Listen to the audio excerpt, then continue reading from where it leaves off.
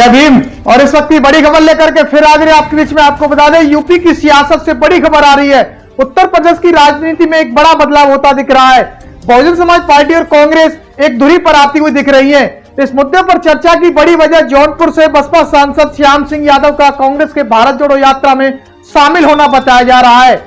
श्याम सिंह यादव भले ही कह रहे हैं कि उनका राहुल गांधी की ओर से निकाली जा रही भारत जोड़ो यात्रा में शामिल होना व्यक्तिगत निर्णय था, वे राहुल गांधी के भारत जोड़ो यात्रा की नीति और नीयत से प्रभावित होकर इसमें शामिल हुए हैं। हालांकि आपको यह भी बता दें, माना यह भी जा रहा है कि कांग्रेस और बसपा का गठबंधन की चर्चाएं भी चल रही हैं। लेकिन राजनीति जानकर 2024 के लोकसभा चुनाव से पहले एक बड़ा राजनीतिक बदलाव के रूप में इसे देख रहे हैं। श्याम सिंह यादव पहले से बसपा में और कांग्रेस गठबंधन की बात करते रहे हैं। संकेत दिया जा रहा है कि वर्ष 2024 के लोकसभा चुनाव में दोनों पार्टियों का गठबंधन हो सकता है। हालांकि बसपा प्रमुख मायावती की ओर से कोई संकेत अभी तक सामने नहीं आया है। नया साल यूपी में नए गठबंधन की उम्मीद और विपक्षी दलों के लिए कुछ नए सपनों के साथ आ रहा है। ताजा संकेत निश्चित तौर पर प्रदेश के राजनीतिक माहौल को गरमाने वाले हैं। बीएसपी अध्यक्ष बहन कुमारी मायावती पहले भाजपा और कांग्रेस दोनों पर समान रूप से आक्रामक रही हैं, लेकिन तमाम मिले गिले शिकवों को बुलाकर आगे बढ़ती हुई दिख सकती हैं।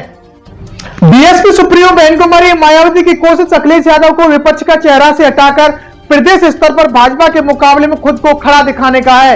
ऐसे में इस प्रकार की चर्चा को एक बड़े वोट बैंक को एकजुट करने के प्रयास के रूप में देखा जा रहा है। अगर निकाय चुनाव में बीएसपी की रणनीति काम कर गई तो 2024 के लिए राह खुल जाएंगी। ऐसे में देखा जा रहा है कि क्या 2009 दोहराने की कोशिश में है बसपा के रुख में बदलाव का बड़ा कारण पिछले विधानसभा चुनाव रहे हैं। वर्ष 2007 में बहुजन से सर्वजन तक का सफर तय करने वाली मायावती ने बसपा को प्रदेश की सत्ता में पूर्ण बहुमत दिला दी है। तब बसपा के दलित ओबीसी मुस्लिम समीकरण के साथ ब्राह्मण वोट बैंक साथ में आया था, लेकिन सरकार बनने के बाद ब्राह्मणों की उपेक्षा शुरू हुई। परिणाम 2009 के लोकसभा चुनाव में बसपा को घाटे के रूप में झेलना पड़ा। 2009 के लोकसभा चुनाव में यूपी की राजनीति में कांग्रेस करीब 2 दशक बाद उभरी थी। केंद्र में मनमोहन सरकार की वापसी राह यूपी से निकली।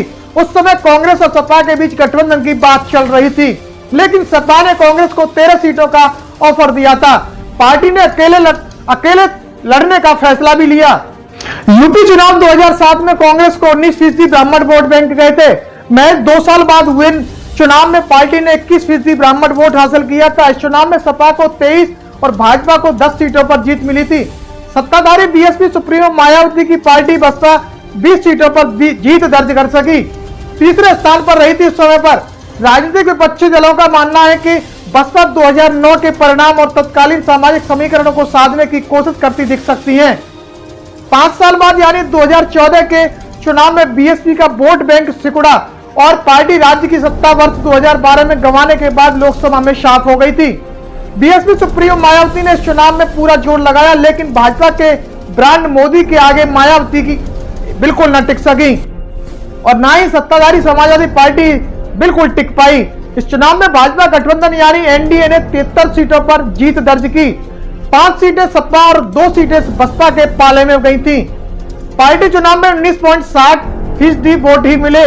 22 से 25% वोट बैंक की राजनीति करने वाली बीएसपी सुप्रीमो मायावती का आधार वोट बैंक खिसक गया। इसके बाद से बसपा संभल नहीं पाई है। स्वामी प्रसाद मौर्य जैसे नेताओं ने भाजपा का दामन थामा तो ओबीसी वोट बैंक मजबूती के साथ भाजपा से जुड़ गया। भाजपा में गए तो दलित और अति पिछड़े वर्ग के वोटरों को एक नया ठिकाना दिखा।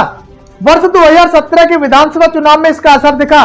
बसपा को 22.24% वोट तो मिले, लेकिन पार्टी सिर्फ 19 सीटों पर सिमट कर रह गई। इसके बाद एक बार फिर 26 साल बाद सपा और बसपा का गठबंधन हुआ। यूपी की राजनीति में कल्याण सिंह और राम मंदिर मुद्दे की हवा निकालने वाली मुलायम सिंह यादव और काशीराम की जोड़ी की दोनों की पार्टियां एक बार फिर धुरी पर आ गईं। 2019 के चुनाव में इसका असर भी दिखा। 2014 के लोकसभा चुनाव में 71 सीटें जीतने वाली भाजपा 62 सीटों पर आई। एनडीए ने कुल 64 सीटें जीती, यानी 5 साल में 9 सीटों का नुकसान हुआ। फायदे में मायावती की बसपा ही रही। पार्टी ने सपा से गठबंधन का फायदा उठाते हुए 10 सीटों पर जीत दर्ज की। ऐसे में सपा 5 सीटों पर जीत दर्ज कर पाई। कांग्रेस घटकर 1 सीट पर पहुंच गई। वर्ष 2019 के चुनाव में बसपा का वोट शेयर सपा से गठबंधन के बाद से 3% रहा। सपा 18% और शेयर के साथ तीसरे स्थान पर ही रही। कांग्रेस 6.31% वोट शेयर ही हासिल कर पाई थी। भाजपा ने 49.6% वोट शेयर के साथ प्रदेश की राजनीति पर अपना दबदबा दिखाया। यूपी चुनाव 2022 की कांग्रेस और बसपा के लिए मुश्किलें भरा रहा है। उत्तर प्रदेश में 4 बार सरकार बनाने वाली बीएसपी सुप्रीमो मायावती केवल 12.88% वोट ही हासिल कर पाई थी। पार्टी को केवल 1 सीट पर जीत मिली। विधानसभा में विलुप्त होने से तो पार्टी बच गई, लेकिन आधार वोट बैंक को खो दिया। भाजपा ने एक बार फिर सभी दलों को पछाड़ा। पार्टी ने 41.76% वोट शेयर हासिल किया। वहीं सपा 30.2% वोट शेयर के साथ दूसरे स्थान पर रही। वहीं कांग्रेस 2.4% वोट शेयर के हासिल कर पाई थी। कांग्रेस को विधानसभा चुनाव में 2 सीटें पर जीत हासिल हुई।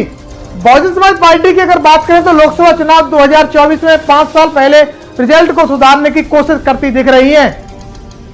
इसके लिए बीएसपी सुप्रीमो बहन कुमारी मायावती लगातार जिला स्तर के कार्यकर्ताओं के साथ बैठक भी कर रही हैं।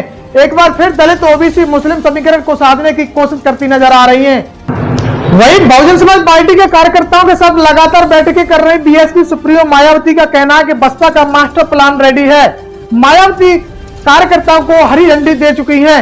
इमरान मसूद जैसे पश्चिमी यूपी के कद्दावर नेताओं को पार्टी ने जोड़कर अपनी रणनीति साफ कर दी है। हालांकि बीएसपी सुप्रीमो मायावती को एक ऐसे साथी की जरूरत है जो वोट बैंक को उनकी तरफ ट्रांसफर कराए।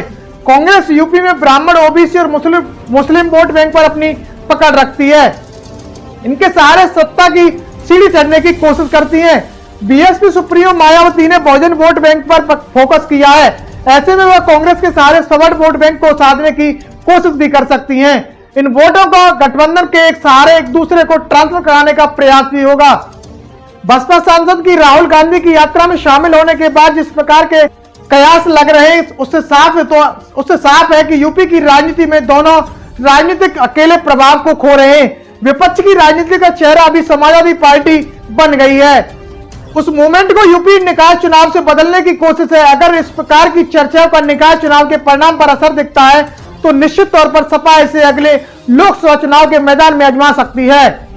हालांकि माना यह भी जा रहा है कि बसपा सांसद के भारत जोड़ो यात्रा में शामिल होने से कि कांग्रेस और बसपा का गठबंधन की अंदाजा लगाया जा रहा है। आगे बीएसपी सुप्रीमो बहन कुमारी मायावती ने संकेत पर अभी किसी प्रकार की कोई भी प्रतिक्रिया नहीं दी है। मैं इंजीनियर बलवीर सिंह, वरिष्ठ राष्ट्रीय लोकदल नेता मथुरा। मैं सभी देशवासियों को वर्ष 2023 की बहुत बहुत शुभकामनाएं देता हूं। सन 2023 सभी देशवासियों को सुख, समृद्धि और कुछ अच्छा लेके आए, मेरी ऐसी प्रभु से कामना है। इस खबर को देखने के बाद क्या है आपकी राय, नीचे दिए गए कमेंट बॉक्स में दीजिए अपनी राय। ऐसी तमाम बड़ी खबरों को देखने के लिए जुड़े रहिए हमारे साथ। खबर अच्छी लगे तो लाइक कीजिए और शेयर कीजिए, और हाँ, चैनल को सब्सक्राइब कर घंटे वाली बटन को दबाना ना भूलिए। फिर आते हैं आपके बीच कुछ खास खबरों के साथ। तब तक के लिए नमस्कार, जय भीम।